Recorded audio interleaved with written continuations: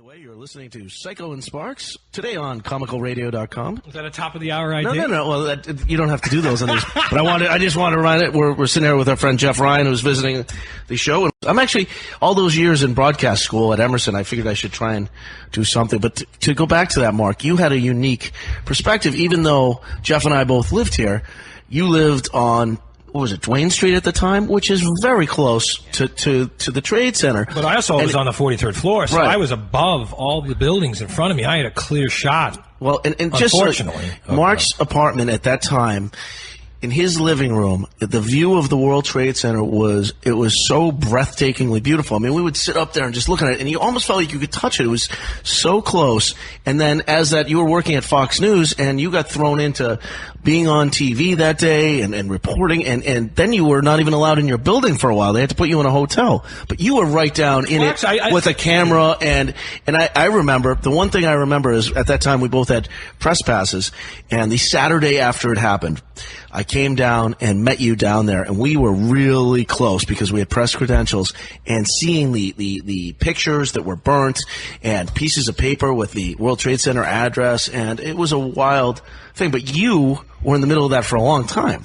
I stayed over. Well, what happened was, as soon as the towers came down, I pretty much went right to work until November of 01,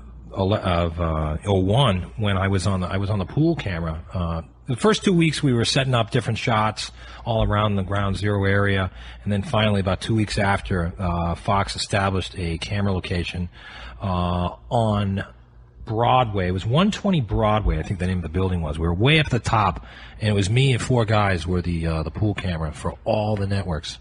And I spent many moons up there at that camera. But you know what? For me, it was like my duty. You know what I mean? It was the least I could do to help after watching what had happened, after watching all those people lose their lives. It was just unbelievable. What do you think this year's going to be like down there on September 11th? What do you think it's going to be like on the 10-year anniversary? Well, it's going to be very somber. I mean, It's going to be, again, I think it'll be a much different place now that they've got buildings going on. They've got the memorial there. It's sort of, it's not that horrible friggin' hole in the ground that was there for so long. Unbelievable. They finally got rid of the Deutsche Bank building, which was a giant eyesore over that whole location. You remember the Deutsche Bank building? Yeah. That thing stood there for 5 years before finally, 10 years, 7 years before they finally demolished it. But it'll be a lot better this coming up 10th year anniversary because... There I am in the morning of 9/11, and Nate is now awake, and he's from Boston too, my guitar player at the time. We're sitting out here watching, and we're both in tears, and we're both very quiet, just watching the TV and still trying to digest what the hell's going on. When Fox News turns to interview their eyewitness... And there's Psycho. Yeah. With Rick Leventhal. Talking about it. Both Nate and I, nuh-uh. Like, I knew you guys were there, but I'm like, no, they found him? Oh, my God, what the... Dude, it blew my mind. It was the most surreal... We weren't even sure what was going on at that point, because it was like, why? How? All the 6 billion thousand people in New York, they're interviewing Walsh? Yeah, exactly. He was the eyewitness? Listen, Mark, incidentally, I don't know if you know about this, but since then, I've gone on YouTube, and you have a whole other group of followers. I mean, you're famous as hell, dude. Only they don't know who you are. You're now known as Harley Guy, because you're wearing your Harley Davidson shirt. What, they don't know it was you.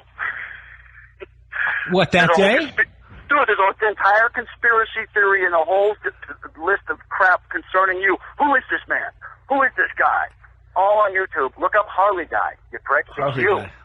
Really? That's that? I didn't. I swear to God, dude. There's all this. Yes. Who is this man? Because that's the shirt I was wearing that day, right? Harley Davidson. You're the Harley Guy. I'm telling you, dude. You're more famous than you even know, you prick. And you made Penthouse before me. You suck.